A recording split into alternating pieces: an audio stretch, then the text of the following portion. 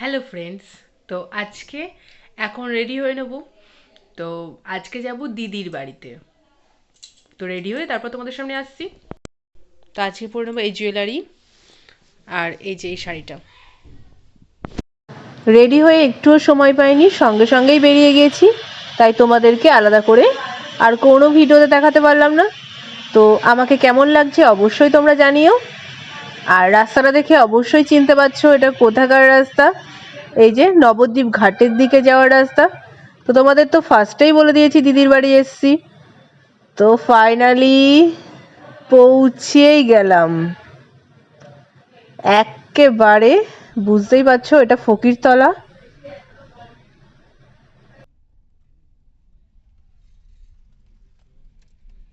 দিদির বাড়ি পৌঁছে এখন নেমে পড়লাম। তো আমি এসছি, মা, বাবা আর প্রীতম, আর ওই যে দিদি আর জামাইবাবু গেটের সামনে দাঁড়িয়েছিল। তো ফাইনালি এখন পৌঁছে গেলাম। তো দিদির বাড়ি এখন একদিন দুদিন থাকবো। তো প্রচুর ব্যাগ হয়ে গেছে। আর ওই যে দিদির অ্যানিভার্সারির জন্য একটা গিফটও এনেছি, দিদির জন্য একটা ঘড়ি এনেছি। তো ওকে দেওয়া হয়ে গেছে, নাহলে তোমাদের দেখাতাম। তারপর নিচে এসেই দিদিদের ঠাকুর ঘরে একটুখানি আমরা দুজন মিলে জোড়াই প্রণাম করে নিলাম।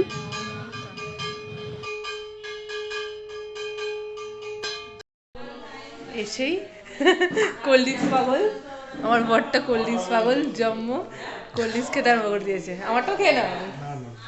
আর ওইদিকে মা বাবা সব গল্প আরম্ভ করে দিয়েছে মাইমার সাথে। আরে না, এই যে এখন মায়াপুরের প্রসাদ।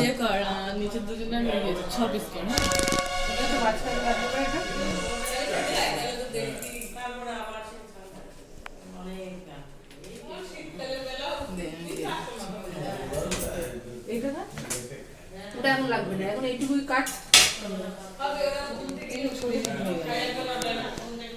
এসে খাওয়া দাওয়া শুরু করে দিয়েছি।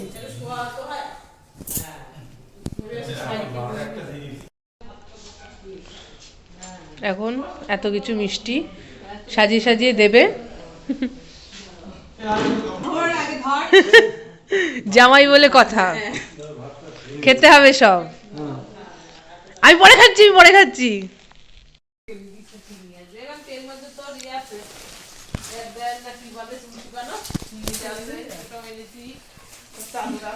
ভালোই খাওয়া দাওয়া নাকি দিদির বাড়ি?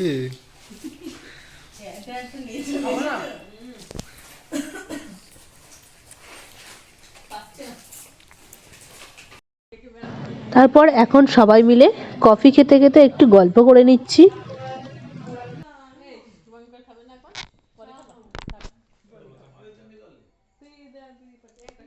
তা এখন চেঞ্জ করে নিয়েছি, দিয়ে একটু গল্প সল্প হচ্ছিল।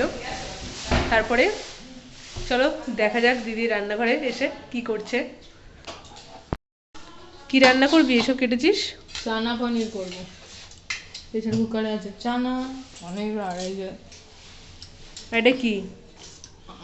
ও লুচি করবো বললাম, তোরা খাবি না? না, লুচির থেকে রুটি ভালো। তা তুই রান্না করে নে, আবার পরে আসছি আমরা। রান্না বান্না কমপ্লিট, এখন দিদি সবার জন্য বেড়ে নিচ্ছে। বসে পড়েছি এখন খেতে।